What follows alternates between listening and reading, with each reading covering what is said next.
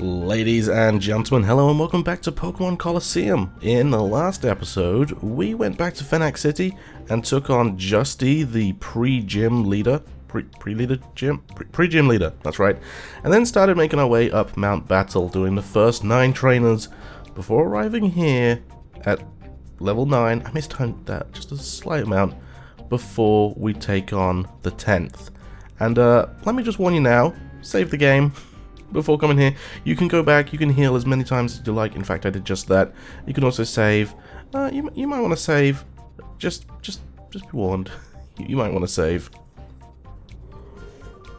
Fine. After all the persuading I did, you still won't hand it over? Humph. This is what happens to stubborn oafs who don't do as I say. You treacherous swine. How could you refuse to battle? Ugh. Treacherous? You didn't really think that like you could win. Words are hard. All you had to do was hand over the time flute without making a fuss. It's your own fault for getting hurt. Since you're not cooperating, I don't have any choice but to haul you off to Ein's lab. Oh hey, how's it going? Who are you? What were my underlings doing? That outfit of yours. You must be the troublemaker who messed with Scrub at Celebi's forest. And now you've come to mess with me, the great Dakim? Don't make me laugh. I'll pound the lesson into your flesh and bones. You'll never even think of bothering me again. I just realized I did not swap my team around. Yes, here we have the next Cipher Admin Dakim, and he would like to battle. How about that? So, you'll notice a running trend with the Pokemon that we've been facing on the way up here, in that Dakim generally has the fully evolved versions. Well, I say fully evolved, but this guy's got a Metang, sort of a Beldum, not a Metagross. And yeah, we could be having some issues here. You'll also notice another theme with the Pokemon he chooses, and in fact, I'm going to cast Reflect to start things off, just because I'm honestly a little bit worried. Yeah, there we go. So, the main strategy that Dakim will use here, and this is the reason why I wanted to put up a Reflect, is he will have one Pokemon Protect, whilst the other one of his Pokemon will use a different move, and we'll see that in a little bit. Yeah, his other Pokemon will use Earthquake. So he will generally Earthquake our entire side while protecting on his. Now, if you have Pokemon with Surf, again, this will be great to use in this battle. Other than that, honestly, the best recommendation I can give you is to just keep focusing on one Pokemon at a time, because likely the other Pokemon is going to use Protect. So he kind of does that back and forth. One Pokemon uses Protect while the other one uses Earthquake. It's a good strategy, I guess, but honestly, it won't work out that great. As long as you can take out the one Pokemon that's not protecting. Come on, Triple Kick, do your thing! Oh, so close! And here comes another Earthquake. So now, chances are... Ooh, that hurt. Chances are his Golem will protect while his Metang uses Earthquake.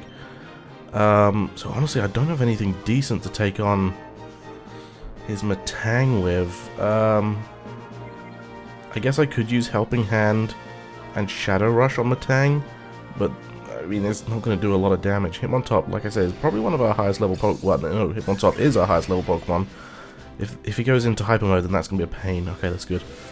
So Helping Hand will increase the damage dealt by your ally by 1.5 times, which is pretty handy. Alright. Actually, I didn't see either of his Pokemon use Protect that turn. That could be a problem. Oof. Oof. Metang is a Psychic. Oh, is a Psychic and Steel type, and I'm hoping that this Golem doesn't have Sturdy? Or Rockhead? I can't remember. Honestly, that Metang needs to go down. So, I'm going to go for Umbreon. And if we can take out the Golem as well, that'd be great. I'm going to go Feint Attack the Metang. Did I mention the fact that... No, yeah. Did I mention the fact that Metang now... Oh, dear. Now has... Not Metang, sorry. Did I mention the fact that Umbreon now has Feint Attack? I think it learned it in those 9 battles coming up Mount Battle, so that was pretty good. Oh, that wasn't super effective. Oh, I guess because it's part... Steel type? Steel resistant? Oh, okay. Interesting. This could hurt. Psychic is a very powerful Psychic type move. That was super effective against Hitmontop and didn't do anything? That's crazy. Okay. I'm going to go with the same moves as I just used. I'm expecting... Oh! I was expecting Metang to protect there, but it didn't. Luckily, the Golem is down, but as we will find out, his strategy doesn't just rely on these two Pokemon. His entire team uses this strategy. Next up, we have Marshtomp, Water Ground type, 4 times weak to Grass. So if you've got a Grass-type Pokemon, you can probably... Oh, so close. You could probably do a lot of damage to Marshtomp. Okay, and Psychic is probably going to take out... Yeah, Hitmontop there. Okay, that is a shame. I'm a little bit worried about sending out Sudowoodo or Vulcan because actually Watson is weak again as well to Marshtomp's attacks. That, Yeah, that Marshtomp scares me. I would like to focus on it, but Metang is also almost out. And Metang can do a lot of damage. I'm going to Faint Attack on the Metang, and I'm just going to Shadow Rush the Marshtomp. Okay, neither of them used Protect, which was interesting. I'm expecting something like a Muddy Water from the Marshtomp. Although if the Marshtomp also uses Earthquake, whatever he sends out next will get hit by it. So I'm kind of expecting him not to, but if he does, then that'd be great. Camerupt. 4 times weak to ground, if I remember correctly. Oh, he's just using Mud Shot. Okay. Blech. Oh, super effective. Dang. So again, Sudowoodo super slow. Even slower now. But can hit like a truck with Shadow Rush. Marshtomp isn't fully evolved as well, so it won't do too much damage. Okay, what do we do next? I'm kind of tempted just to take out that Marshtomp. Or at least try to, anyway. Umbreon is the fastest member of our team, which is great. I've got a feeling this Camerupt is going to use a move. I think Camerupt will use Earthquake and take out the Marshtomp. Oh, a critical hit! Oh no! Whatever we send out next is going to get hit hard. Especially by Earthquake if Camerupt uses it, and I kind of am expecting it. Our team is very low on hit. Oh, Flamethrower. That was unexpected. Luckily not very effective on Quilava, which is great. Okay, I'm going to Feint Attack the Marshtomp. And then I'm going to dig on the Camerupt. Now, if any of their Pokemon use Earthquake while you're underground, it does a lot more damage to you, and I mean a lot. So this will easily KO Quilava. Hopefully we can avoid both the moves. Nice! Okay, we got a free turn there. So I'm guessing Feint Attack on the Marshtomp will take it out. And then I'm hoping that Dig does a lot of damage on Camerupt. I think it's quad weak to ground, but don't quote me on that. I know it's at least super effective. Watson Grid level 39, which is great. That could come out. Actually, that could come in very handy. Anyway, here we have his last Pokemon. Just an Entei. And of course, it's a Shadow Pokemon. Here we have Entei, one of the 3 legendary beasts. It's a little bit unfortunate when it comes to its stats actually, as it has a much better physical attack than special, but a base 90 special attack is still nothing to scoff at. It's still going to do a lot of damage if Fire Blast hits. Of course, I say it's unfortunate because the physical special split hasn't happened yet, and Fire-type moves all use the special attack stat. It learns Flamethrower at level 51, so that will be a little bit more reliable than Fire Blast if you want it. And if you grind all the way to level 81, it learns Calm Mind. Increasing your special attack and special defense stats makes this beast truly terrifying. This thing is gonna be an absolute beast to catch. And I don't mean that in a good way. Oh, here comes the Earthquake! Oh no, Camerupt! What? Camerupt, why did you use Earthquake when there's an Entei on the field? Watson is down. Umbreon is our only Pokemon left. Oh my goodness. Super effective on Entei. If that thing uses... Oh my goodness. If Camerupt uses Earthquake again, Entei's going down. But I think Umbreon is going down as well. I'm gonna just try potluck here. I'm gonna try and catch that Entei. If we catch it and we lose the battle, we get to keep the Entei. But with a capture rate of 3 out of 255, it's not gonna catch it. Not in the first Ultra Ball for sure. One shake? No, not a chance. If that Camerupt uses Earthquake again, then we're out. But then again, Fire Blast is gonna do so much damage. Oh no! there's no way we can tank that and an earthquake. Looks like I've got a little bit of strategizing to do. Oh, flamethrower is gonna hurt. 7 hit points, okay. I don't think I've got any revives.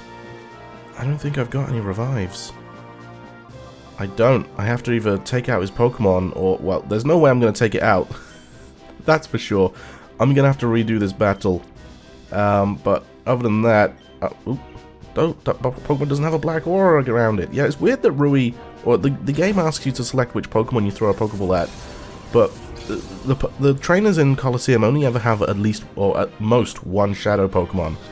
And so the chances are, you know, you're never going to have to ask which one you want to catch. But there we go. Looks like I need a second attempt at this battle, and not because I failed to catch Entei, because I just failed the battle, which, yeah, it's quite difficult. Looks like I'm giving that another go. So my second attempt has been a lot smoother so far, and I know I'm going to regret saying that, but he's now about to send out his Entei. We haven't lost a single Pokemon. Confuse Ray and Reflect have been my friends. I've gotten so lucky with the amount of times that these Pokemon have hit themselves in confusion. All I've got now is Golem and Entei on the field. Okay, and he doesn't seem to be doing the Protect Earthquake thing anymore. As soon as one of my Pokemon gets taken out, I'm going to switch to Watson and try that. I'm just going to focus on Golem. Oh, Shadow Rush is... okay, so he's quickest, good to know. Oh, 3 hit points left. That's actually fine, because if Golem focuses on Espeon, then that's okay. Umbreon is actually a little bit quicker at the moment than Espeon, because Espeon got hit with a Mud Shot, so it got lowered speed. But I think we're in a good position now. Golem is out for the count. His only Pokemon left is Entei, and the only way he can do damage to himself is if he uses Shadow Rush. So I'm going to try and get him down to the low yellow, and then see what that does. I don't know what to do. I'm going to use Secret Power, because I think that has a chance of... oh, Bite is going to KO Espeon for sure. That has a chance of paralyzing. We won't have to send out Watson if that's the case. I'm still going to send out Watson, because Watson has the paralysis move that I need. So, Watson, you're up, pal. Alright, and let's see if we can pull this off. Watson is very slow. I don't think Entei has any moves that are super effective, but that Fire Blast is gonna hurt like a truck. Come on, Paralysis. Oh, that was lucky. Okay, so now all we gotta do, our Reflector's worn out, which is fine. All we've gotta do now is wear this thing down. I don't want to go too crazy on it. Like I say, nothing that I've got is super effective against it, and it is paralyzed, meaning it's a lot slower. And also we get that 1.5 times capture rate addition bonus. That's what I was looking for. Oh, okay. Fully paralyzed? Yes, that's what I like to see. Okay, so Umbreon, I'm going to have you use another secret power. Watson, I think Cotton Spore just lowers his speed, so I'm going to do that. I could have started throwing balls then, but I wanted to just play it safe. If this thing uses Shadow Rush, it will KO itself, I would say, in 2 turns, or 2 Shadow Rushes. So Cotton Spore will just lower its speed harshly, I think? Yeah, so that means that whatever we do, I mean, it's paralyzed, it's not going anywhere. Time to start throwing balls, and see if we can't snag ourselves an Entei, of all things. This thing just gives you a legendary. Like within the first, well actually I'd say first few hours. I think my save file has got 8 hours on it at this point. I was like, whoa, how did that happen? So even though it is paralyzed and it is in low red health, it is still going to be a pain in the butt to catch. Obviously you can use Call to... oh, here comes a Fire Blast, please miss. Uh-oh. You can use Call to waste a turn if you don't want to actually do any damage. But other than that, we've got a lot of Pokemon on the field, so I'm just going to keep throwing Ultra Balls, and if I run out of Ultra Balls, I'll switch to Great Balls. If I run out of Great Balls, I'll switch to Pokeballs. And if then I still haven't caught it, then I guess you guys will find out. Anyway, let's see if this will catch it. Come on, please. Just end for me now. The second attempt was so much better. I definitely know a strategy if I have to have a third attempt. Oh dear. So of course, every Shadow Pokemon you encounter, you get infinite chances to catch it again. We will be getting another chance to catch Entei if we miss it this time, just before the final part of the game. But if you want to use this guy on your team, then you're going to have to pick it up now. because otherwise, like I say, you won't get it until the final area of the game. And then after that final area of the game, you get infinite chances in the post-game. So you only get one chance. Well, you get two chances before the game ends. One now and another one just before the game ends. We really only get one shake now. That's frustrating. Well, I guess I'm going to cut this part out, and I'll bring you guys back in once we've potentially caught Entei or run out of Pokeballs. 3 shakes? 3 shakes? Oh, come on! Oh dear.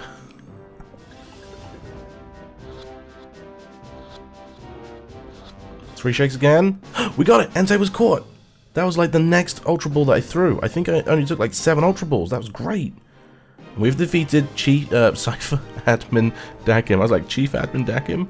Wah, some meddlesome pest. Or you meddlesome pest even. We got 4,000 for winning. I think we actually dropped more than that when we lost that one turn, but there we go. We caught a Shadow Entei. The way you handle those Pokemon with your audacious skill. Who are you? We see Scrub again.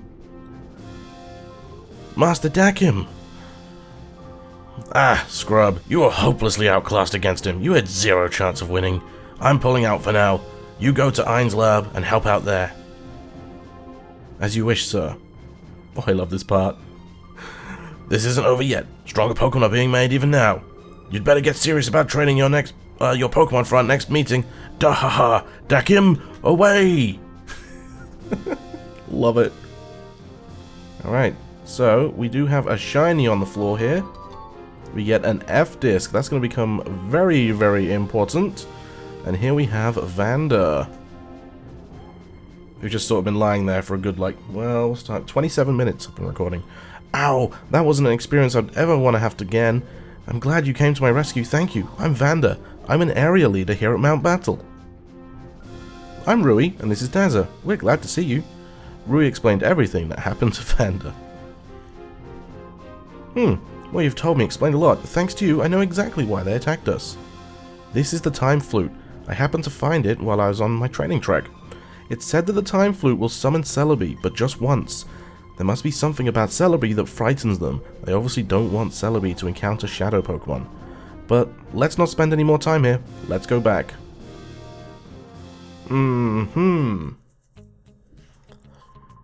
But here, I want you to have this.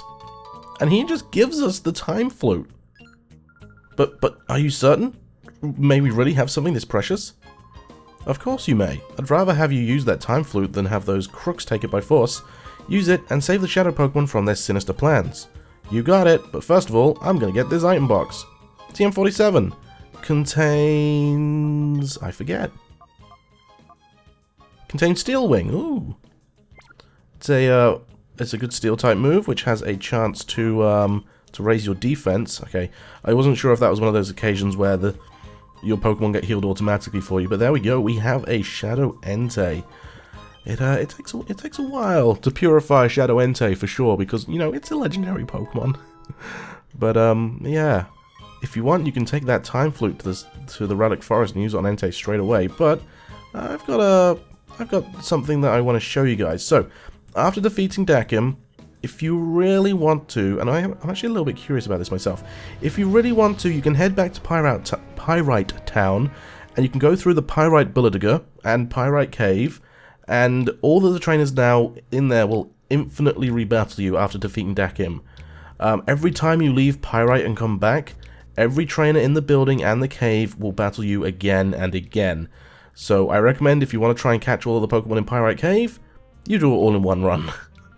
I see it. Deep under the ground, a swirling black cloud. I see it clearly. The black whirlpool of smoke is a new enemy. Go with caution, this won't be easy.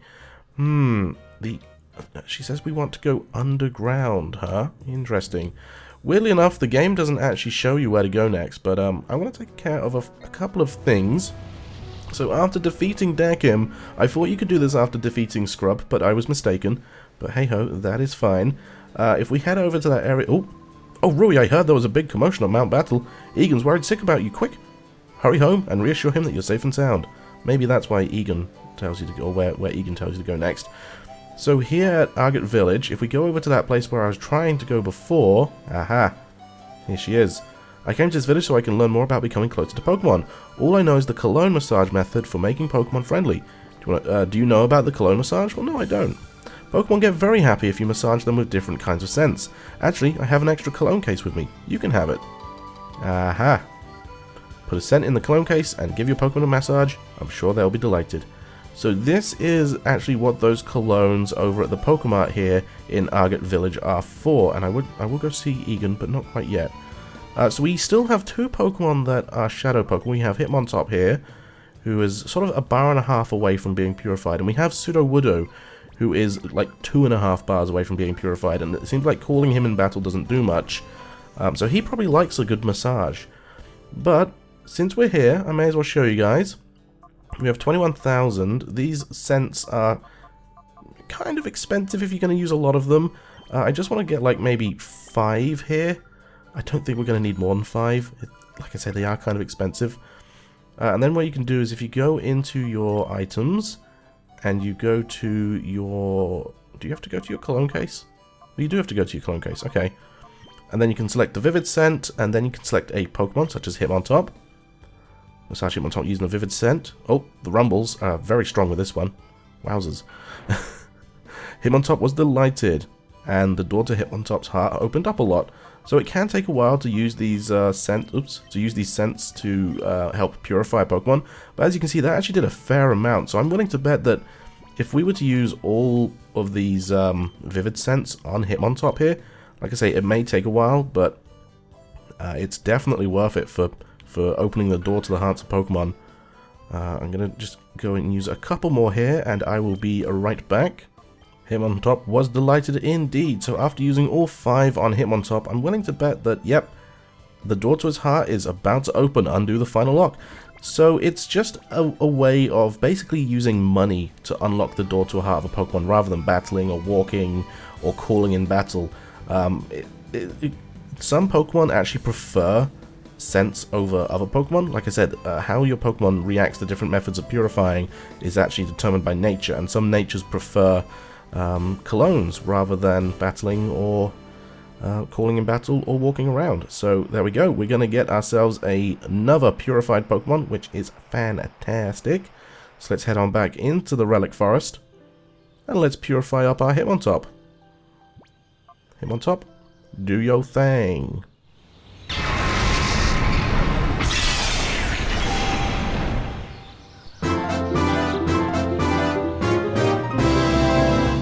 Hitmontop opened the door to its heart, regained the move Agility, and 2,573 experience, and obtained a ribbon. And I want to call this guy, because remember, gender lock, always male. See if I can remember how to spell it. I don't actually think it'll fit. Oh, it won't fit. I tell you what, I'm going to call it Equilibrium rather than Equilibrium. But you guys know what I mean, right? Equilibrium. I'm sure that'll be fine, because it is based on equilibrium. To get a Hitmontop, you need to have a Tyrogue with equal attack and defense stats, and it will evolve into Hitmontop, because it's the Pokemon of balance.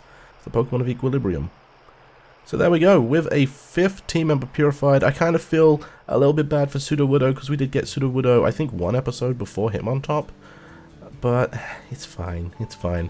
Now, I guess we'll go talk to Egan and see what he has to say about the commotion at Mount Battle, since we kind of cleared it up all on our lonesome. And if you want to, you can now take the Mount Battle Challenge. Just bear in mind that it starts off fairly easy, like level 15, but then the Pokemon get to level like 60 by the end, so it can be tough. Ah, Rui and Daza, it's good to see you back. So how goes it? Did you have you trounced the Cretans that raided Mount Battle? Yes, indeed. I expected nothing less of my own granddaughter. Oh, thanks. Oh, and of course, Daza. I see. So Vander conferred the Time Flute upon you. Then what are you waiting for? Depart for the Relic Forest and summon Celebi at once. Wonder what will happen. I find it quite exciting. Oh yes, there's something I'd forgotten. Daza, may I have the number of your PD thing? Yes, the PDA. Good, I'll try and reach you at this number if anything happens. This makes us pen pals. Ho ho ho. Indeed. Okay, indeed. So, Egan wants us to take the Time Flute to the Relic Forest, but I don't think it's really worth doing. So, in the next episode, guys, we're going to be heading back to Pyrite Town and seeing if we can't discover, I think is what I was going to say, the underground, there we go, part of Pyrite that Fantine was telling us about. So thank you all very much for watching this episode of Pokémon Colosseum. Hope you all enjoyed, and I'll see you all in the next one. Bye-bye.